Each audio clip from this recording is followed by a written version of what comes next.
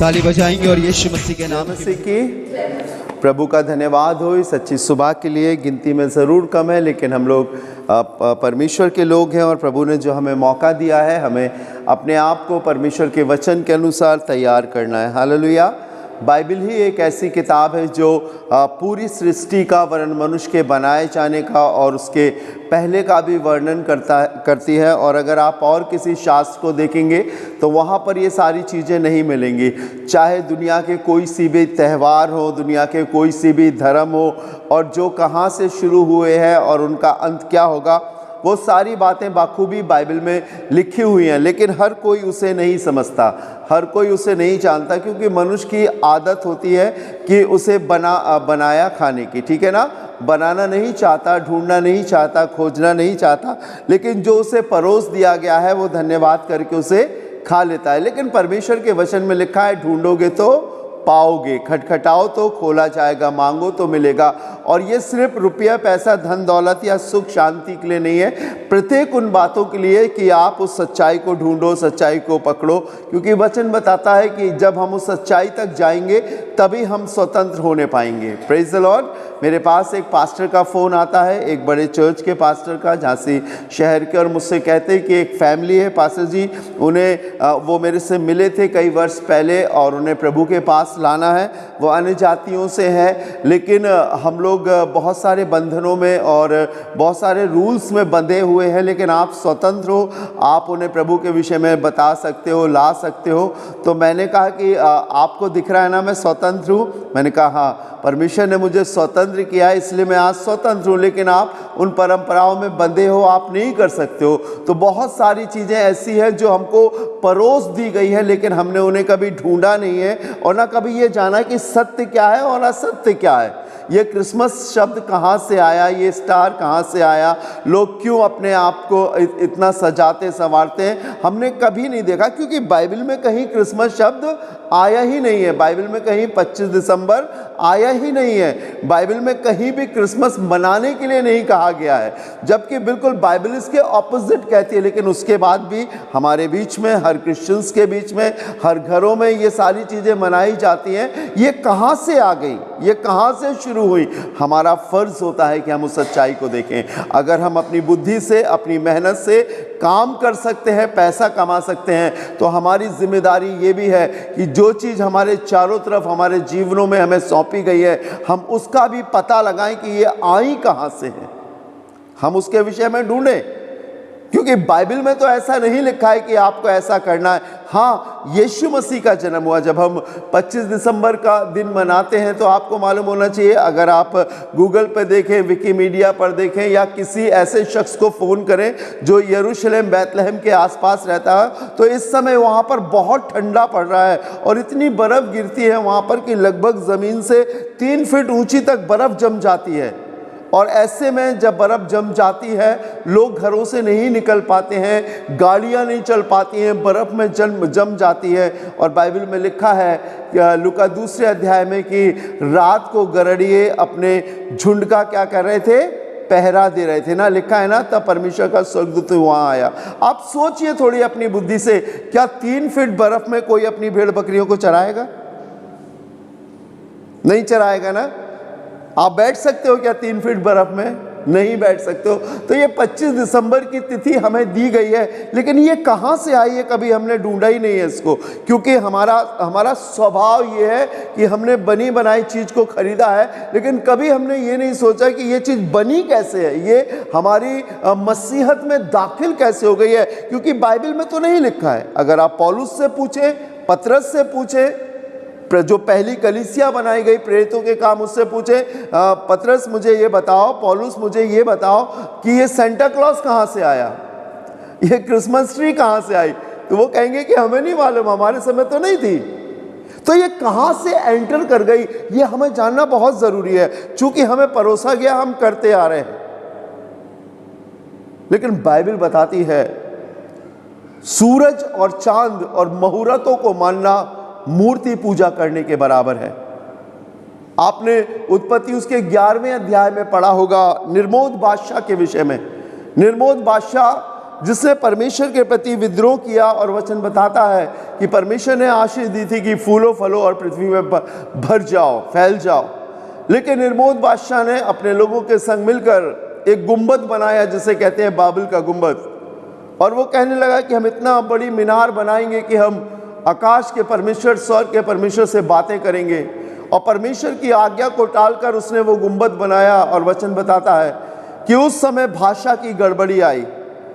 और अगर आप प्रभु के वचन को जानते हैं और पढ़ते हैं तो वचन में ये स्पष्ट लिखा हुआ है, प्रभु के वचन बताता है, उसके बाद जब भाषा की गड़बड़ी आई तो जैसी जैसी भाषाएं हुई, लोग उधर उधर अपने झुंड में चले गए। और उस समय एक ही परमेश्वर हुआ करता था जिसकी वो उपासना करते थे। लेकिन जैसी जैसी भाषाएं हुई, जैसे जैसे वो बदलते चले गए, उन्होंने अपने हिसाब से अपने देवी देवता बना लिए। चूंकि परमेश्वर दिखता नहीं था और मनुष्य की ये सोबत थी कि वो दिखने वाली चीज को प्रणाम करते थे। अगर मैं कुछ और हिस्ट्री बताऊं तो अगर आप पढ़ना चाहें तो मेरे लिए एक आयत पढ़ें, बहुत अच्छी थी, जेनेसिस चैप्टर 3 वर्स 15। कोई पढ़े मेरे लिए? उत्पत्ति की किताब, उसका 3रा अध्याय, उसका 15वां पद पढ़ेंगे। जी देखिए यहाँ क्या लिखा हुआ है। जी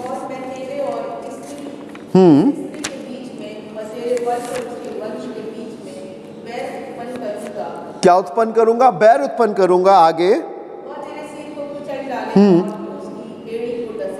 यहां पर जब पाप स्त्री के द्वारा आया तो अवश्य था कि स्त्री के द्वारा ही जीवन भी आए। और परमेश्वर ने यशायाह नबी की किताब उसके 7वें अध्याय के 14वें पद में लिखा है, सुनो एक कुमारी गर्भवती होगी और एक पुत्र जनेगी और उसका नाम इमानुएल रखा जाएगा। ये यीशु मसीह के जन्म से लगभग 700 साल पहले यशायाह ने इस बात को बोला। उस समय बहुत सी कुमारियां थीं उस जमाने में और वो इस बात को चाहती थी कि उनके जीवन में, उनके गर्भ में यीशु या परमेश्वर का पुत्र आए। लेकिन वो जो नियत समय था, परमेश्वर का ठहराया हुआ समय था, वो वही होना था। ये एक धन्य स्त्री थी मरियम, परमेश्वर का भय मानने वाली, प्रभु की संगति में। और ये भी हमेशा प्रार्थना किया करती थी कि मेरे गर्भ में परमेश्वर के पुत्र का जन्म हो। बाइबल में लिखा है कि इसकी मंगनी यूसुफ नाम एक शख्स से हुई, वो धर्मी था। लिखा हुआ है कि जब फरिश्ता उसके सामने प्रकट हुआ तो कहने लगा, हे मरियम भयभीत ना हो, क्योंकि परमेश्वर की सामर्थ उस पर डेरा करेगी और जो तेरे गर्भ में होगा वो परम प्रधान का पुत्र कहलाएगा। तमाम प्रकार की बातें, आप हर समय हर साल क्रिसमस मनाते हैं, ड्रामे होते हैं, सारी चीज़ें होती चली गई। लेकिन मैं आपको उस जगह पर ले जाना चाहता हूँ। घटनाएं हुई, यीशु पैदा हुआ, गरड़ियों ने सबसे पहले दर्शन किया और उसके बाद मजूसियों ने उसका दर्शन किया। लेकिन अहम बात ये होती है कि ये शब्द क्रिसमस कहाँ से आया और कैसे घुस गया। क्राइस्ट और मास, जैसे शायद मैंने पिछली बार भी बताया था, क्राइस्ट यीशु को दिखाता है। और कैथोलिज्म में अगर आप कैथलिक चर्च जाएंगे तो वहाँ पे बोलते हैं हमारा ये मास हो रहा है, मास है, मिस्सा है, ऐसे करके वो संबोधित करते हैं। और लोग ने क्रिस्ट और मास को जोड़कर क्रिसमस शब्द दे दिया। जो सबसे पहले पोप थे, पोप जूलियस, जिन्होंने 25 दिसंबर को सन 273 ईस्वी में पहली बार क्रिसमस बोलकर संबोधित किया। और आपको मालूम होना चाहिए जिसके विषय में मैं बता रहा हूँ, निर्मोद बादशाह ये पामल धर्म को माना करते थे, मूर्ति पूजा को माना करते थे, उनके संग रहा करते थे। दिसंबर में क्रिसमस नहीं होता। अगर आप इस्राएली कैलेंडर के हिसाब से देखेंगे तो 20 या 21 अप्रैल क्रिसमस उसके जन्म की डेट होती है। क्रिसमस की नहीं, यीशु मसीह के जन्म की डेट होती है। और परमेश्वर के वचन के अनुसार ये सारी चीज़ें समय दर समय सदियों से बदलती गई और धीरे धीरे मसीहत में एंटर करती गई। यीशु मसीह के उठा लिए जाने के 300 साल के बाद ये क्रिसमस की पद्धति शुरू हुई, ठीक है ना। और जब ये क्रिसमस की पद्धति शुरू हुई तो मैं आपको बताना चाहता हूँ क्रिसमस फादर कहाँ से आ गए।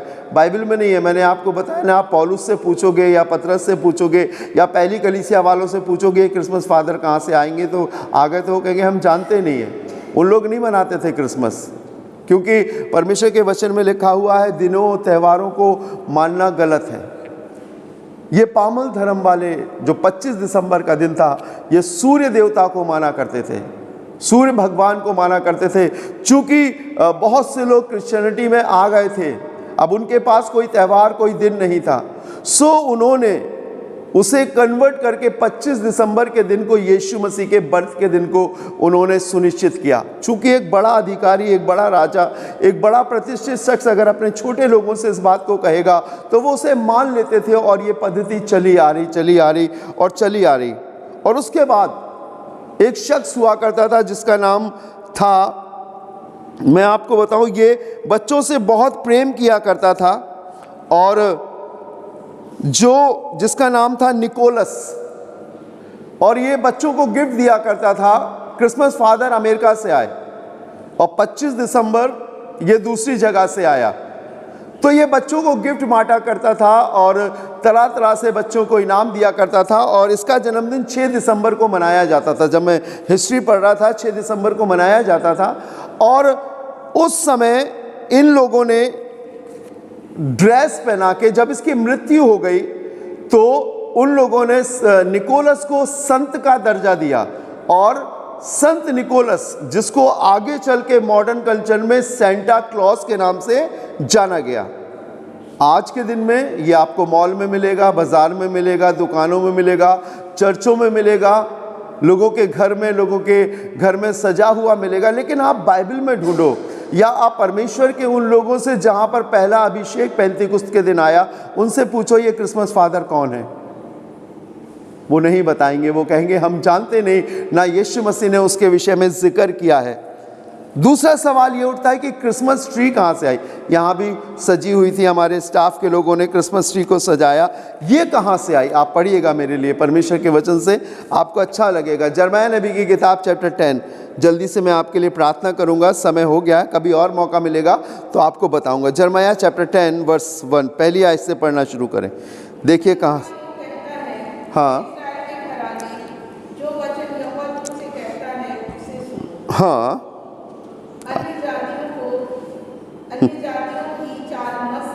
अन्य जातियों की चाल मत सीखो, उनके समान आकाश के चिन्हों से विस्मित ना हो, इसलिए ये अन्य जाति लोग उससे विस्मित होते हैं। हाँ, क्योंकि देशों के लोगों की रीतियां तो निकम्मी हैं। मूरत तो वन में से किसी का काट। निर्मोद बादशाह जब चला करता था, जिसने परमेश्वर के विषय में विद्रोह किया था, उसके पास झाड़ रहा करता था, और जो उसकी गाड़ी थी जिस पर वो चलता था, क्योंकि वहाँ बर्फ बहुत हुआ करती थी, तो उसे हिरन खींचते थे। आपने देखा होगा क्रिसमस फादर जिस गाड़ी पर बैठे रहते उसे कौन खींचते, हिरन खींचते, ठीक है ना।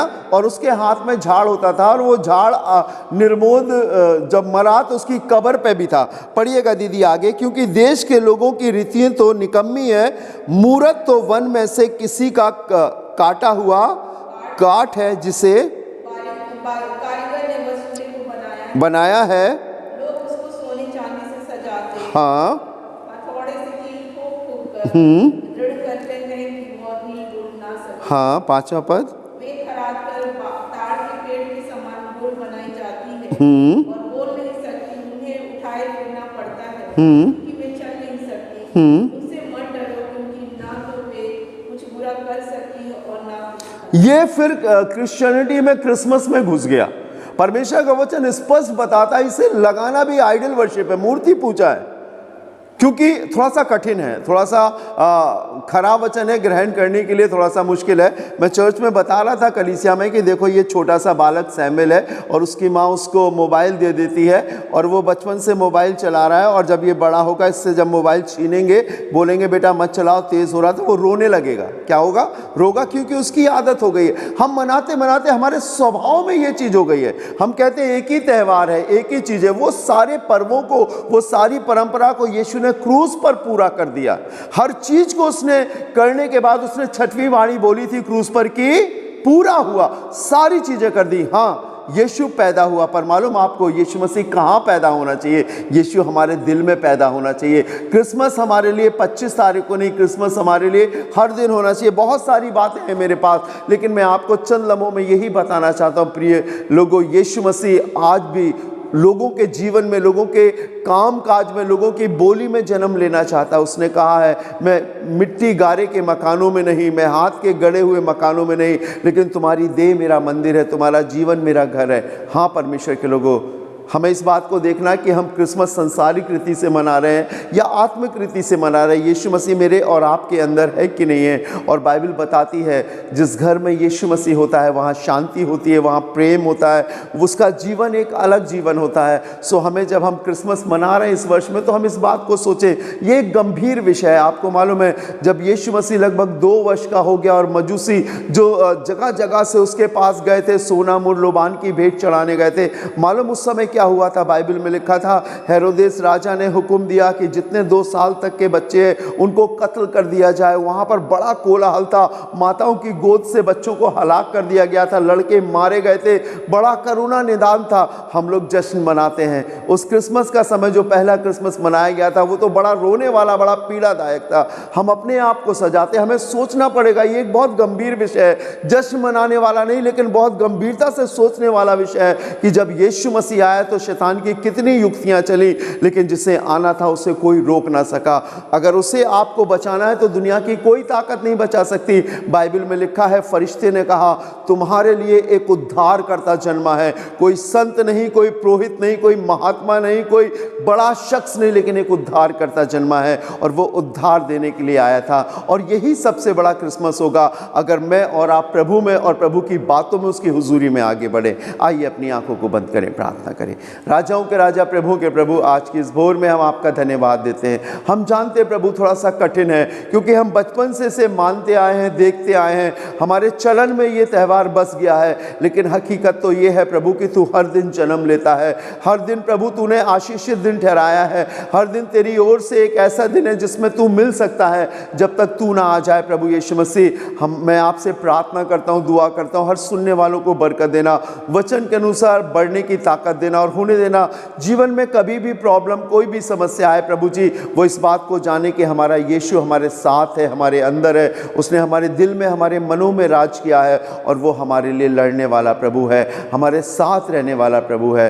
खुदावंद, हम सभी कुछ आपके हाथों में सौंपते हैं। फिर एक बार अपने हॉस्पिटल के लिए, भैया दीदी के लिए, सबके लिए प्रार्थना करते हैं प्रभु, अपने अनुग्रह से आगे बढ़ाना। मैं प्रार्थना करता हूँ प्रभु, भैया के परिवार में जो गमी है अपनी शांति देना।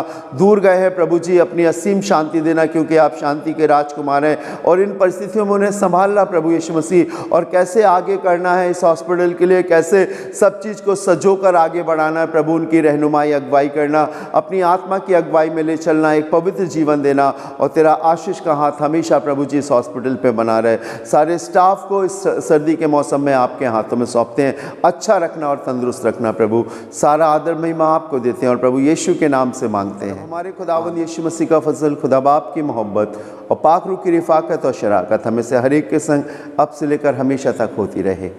आमीन। Praise the Lord. प्रभु यीशु मसीह आपको बहुत बरकत दे। जय मसीह की।